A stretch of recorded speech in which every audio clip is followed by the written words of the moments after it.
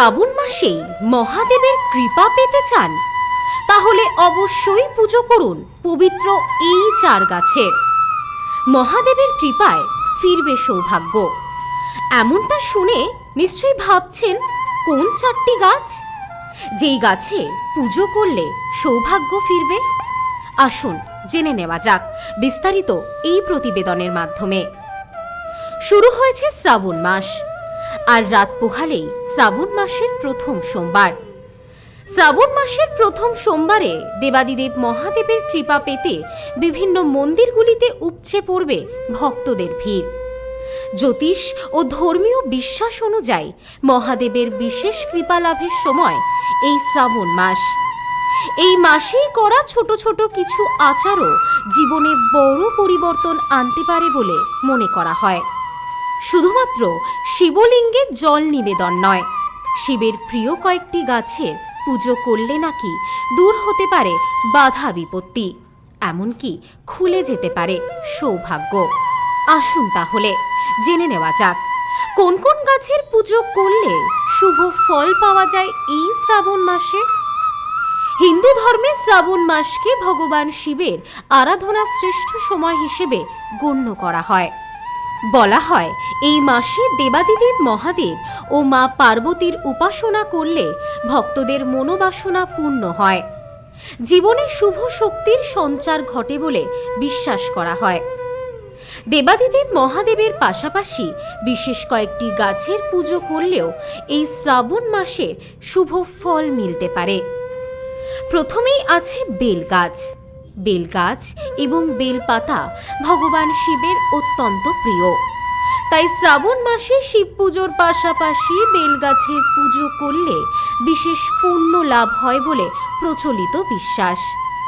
ধর্মীয় মতে বেলগাছের মধ্যে ব্রহ্মা, বিষ্ণু ও মহেশ্বর ত্রিদেবের অবস্থান রয়েছে। শমী গাছ। শমী গাছকে জ্যোতিষশাস্ত্রে অত্যন্ত শুভ বলে মনে করা হয়। শ্রাবণ মাসে এই গাছের নিয়মিত পুজো করলে ভগবান শিবের আশীর্বাদ লাভ হয় বলে বিশ্বাস। এমনকি এই গাছের পুজো করলে শনির প্রভাব থেকেও রক্ষা পাওয়া যায় বলে ধর্মীয় বিশ্বাস রয়েছে। এরপরই উল্লেখ রয়েছে আকন্দ গাছের। এই আকন্দ গাছের সঙ্গে দেবাদিদেব মহাদেবের বিশেষ সম্পর্ক রয়েছে বলে পুরাণে উল্লেখ পাওয়া যায়।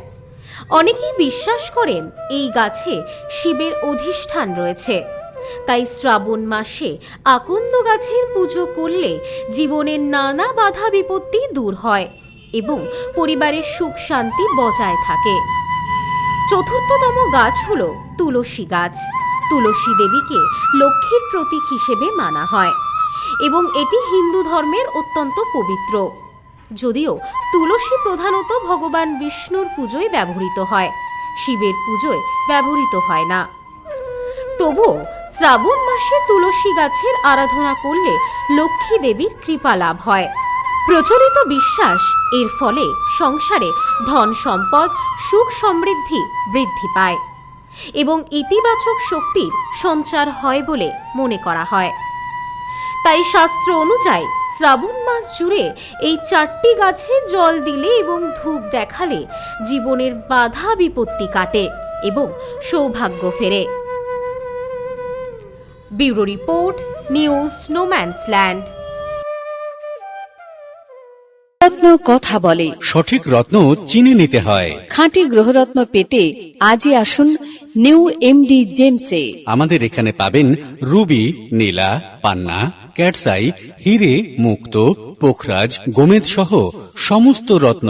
এছাড়াও মুক্ত ও ক্রিস্টালের হার, ব্রেসলেট, ডায়মন্ডের নোজপিন আমাদের কাছেই সব থেকে কম দামে পাবেন। পাবেন বিভিন্ন ধরনের রুদ্রাক্ষ।